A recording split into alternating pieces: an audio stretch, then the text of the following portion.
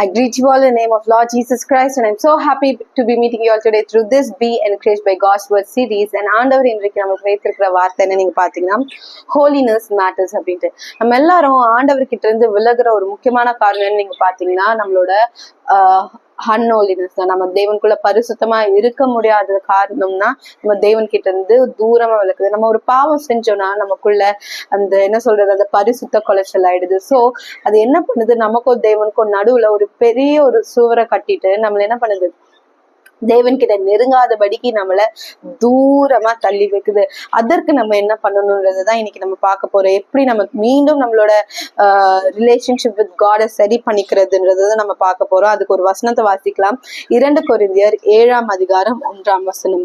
இப்படிப்பட்ட வாக்குதத்தங்கள் நமக்கு உண்டாயிருக்கிறபடியினால் பிரியமானவர்களே, மாம்சத்திலும் ஆவியிலும் உண்டான எல்லா அசூசியும் நீங்க நம்மை சுத்திகரித்து கொண்டு பரிசுத்தமாக்குதலை தேவ பயத்தோட பூரணப்படுத்த கடவோம். ஓகே, இங்கிலீஷ்ல வாசிக்கலாம். 2 Corinthians 7:1.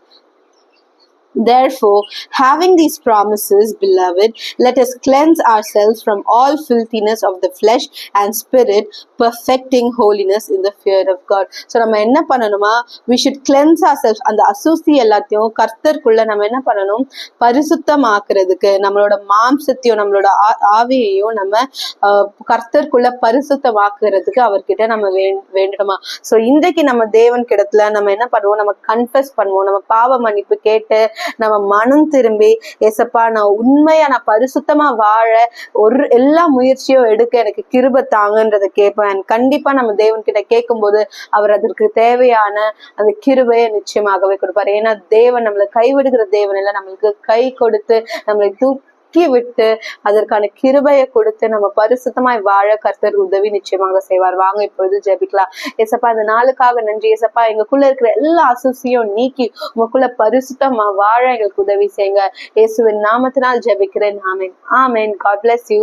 Remember, make every effort to live a holy life. Don't let the unholiness become a big hindrance between you and God. God bless you. Have a great day.